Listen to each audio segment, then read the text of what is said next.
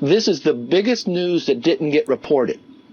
That we find out that there was no collusion between Trump and Russia, that it was created by Hillary Clinton in a campaign in July of 2016, that the CIA director John Brennan, that the FBI director Comey, and the President of the United States, Barack Obama, all knew about that and was never brought to Congress. Who has withheld this information?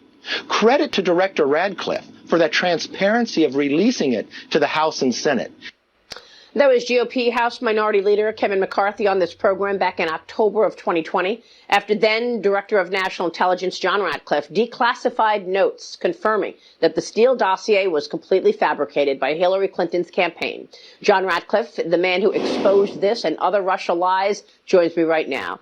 Congressman, Director, it's great to see you. Thanks very much for being here, and thank you for all of your work all of these years, John. Well, you as well, Maria. You've been an important part of getting this story out to at least some of the American people, and I'm glad that, you know, the developments that have happened this week, that some of the American people are getting to see some of the information that I saw as the Director of National Intelligence that was so important. And it was so important for you to get this out. There is now a third indictment. We'll show those three indictments on the screen right now. And then I want to get into the two most important items that you declassified. You declassified these things before the election of 2020. And you also identified what specifically happened. Let's talk about John Durham's handwritten notes and what they say. This was one of the most important things that you declassified. John Brennan, sorry, listen to me. John Brennan's notes, and they were handwritten notes, and we're going to show them on the screen right now. Tell me what they said. Yeah, so let's start at the beginning. You know, we talked about this. I talked on this show with you about many things as a member of Congress, but when I became the Director of National Intelligence, I said, listen, I want to see all of the intelligence about this supposed Russian collusion. And what I found was, and as you're finding out, is there was, of course, no Russian collusion between the Trump campaign and Russia. But what I did see in intelligence documents, some of which I've now declassified, that there was collusion involving the Clinton campaign and Russians to create a dossier. And so what John Brennan's notes reveal is, you know, we talk about these indictments. Igor Danchenko is now the third person to be criminally indicted in connection with the Steele dossier for peddling something that was known to be false to the FBI. But what's important here is John Brennan's own notes reflect, and the other document that I declassified show that our intelligence community and our FBI knew this ahead of time, that Hillary Clinton, we had specific intelligence that Hillary Clinton was creating a plan to vilify Donald Trump, to falsely accuse him of ties to Russia. And the intelligence community and the FBI knew this. And President Obama, Vice President Biden were briefed by John Brennan and James Clapper and Jim Comey in early August of 2016. And John Solomon's earlier point was right. It all should have stopped at that point. Everything related to the Steele dossier was known to be untrue, but yet it was the predicate for moving forward with an unjust, unfair, and ultimately now everyone accepts a criminally negligent investigation against the Trump campaign. It was a crime to investigate Donald Trump because there was no probable cause, as FBI Director Christopher Wray has admitted under oath. There was no probable cause for those FISA applications because they used the Steele dossier and it was phony. So to underline John Brennan's notes, he says there was an exchange, and it shows us that Hillary Clinton has approved a plan concerning U.S. presidential candidate Donald Trump and Russia and tying him to a scandal there. From then you have the CIA telling the FBI, this is the second most important document that you declassified. And this is what's called a CIOL. This is a counterintelligence operational lead. It's the CIA telling the FBI, we have this information. Hillary has cooked up this plan against Donald Trump. You need to investigate it. Tell me more. Yeah, so why it's unfortunately what happened there is the CIA, because it can't use our intelligence authorities under the law can't be used for domestic purposes, and then because this involved Hillary Clinton's campaign and people associated with it, a referral had to be made to the FBI. Unfortunately, as you see from that document, the referral went to disgraced FBI agent Peter Strzok, who had just weeks before receiving that referral, had sent text messages promising to F Trump, to stop Trump, to make sure Trump would never become president. So as you said earlier, the person who was supposed to be investigating the fake Steele dossier before John Durham ever got involved was Peter Strzok. And instead what he did was bury that part of it as it related to Hillary Clinton, and instead took a dossier that he knew to be false, used it to get a FISA application that he knew to be illegal, and used it to perpetuate an investigation that went on for 4 years that misrepresented everything to the American people.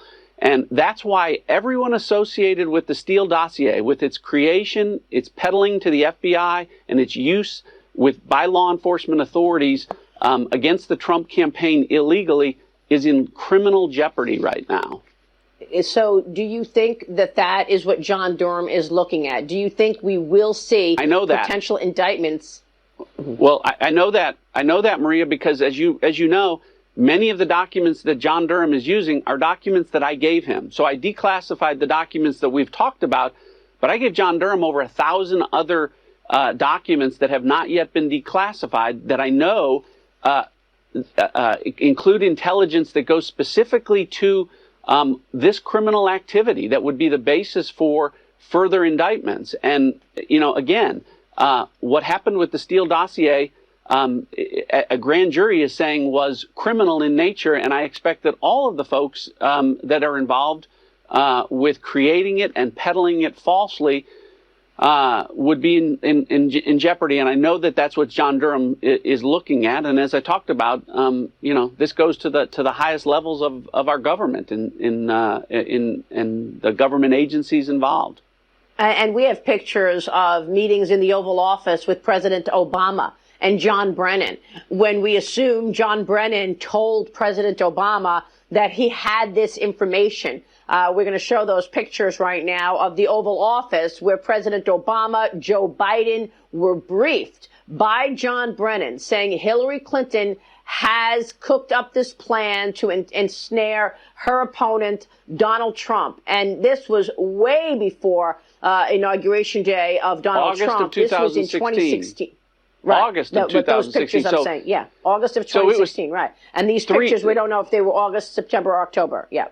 Well, the briefings occurred in August of 2016, so several months before the election. And again, Peter Strzok and folks at the FBI knew that the Steele dossier and was a Hillary Clinton creation. And as the Danchenko indictment reflects, Maria, not only did Hillary Clinton commission the creation of the Steele dossier, people that worked for her served as the sources for that information.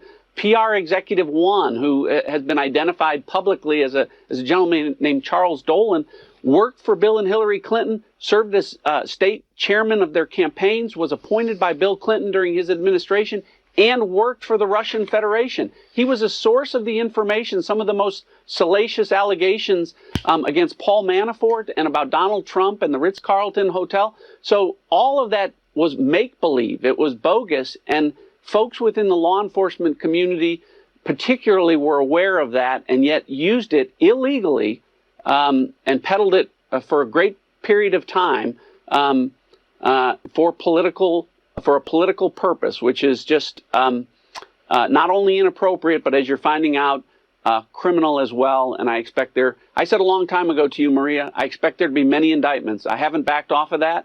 And I continue to think that there are going to be many indictments based on the intelligence that I gave to John Durham and that I have seen. Yeah, and what happens to all of your colleagues on the left who attacked you throughout the years that you were trying to educate and inform the American people? Adam Schiff saying that there was collusion in plain sight. He saw what you saw as a congressman. He saw what Devin Nunes saw as a congressman on the Intel Committee. How did he come out and go on MSNBC and CNN and say there was collusion in plain sight? And what about Mark Warner attacking you repeatedly as you were informing the American people throughout 2018, 2019, and 2020? Not only in that time frame as a member of Congress, but as the Director of National Intelligence, I briefed Mark Warner. I briefed Adam Schiff. I shared this information with them. And they knew that it was true. They knew that I was being truthful, but they were concerned about winning a political election. They wanted Joe Biden to win in 2020, and so that's the reason that they came out the way that they did. Look, the intelligence speaks for itself. Grand juries take the actions based on the intelligence that is and evidence that is provided to them. At the end of the day, the truth will defend itself, and it is in this instance. It's great to have you this morning, and thanks very much for all of your truth-telling, John. Good to see you. John Ratcliffe.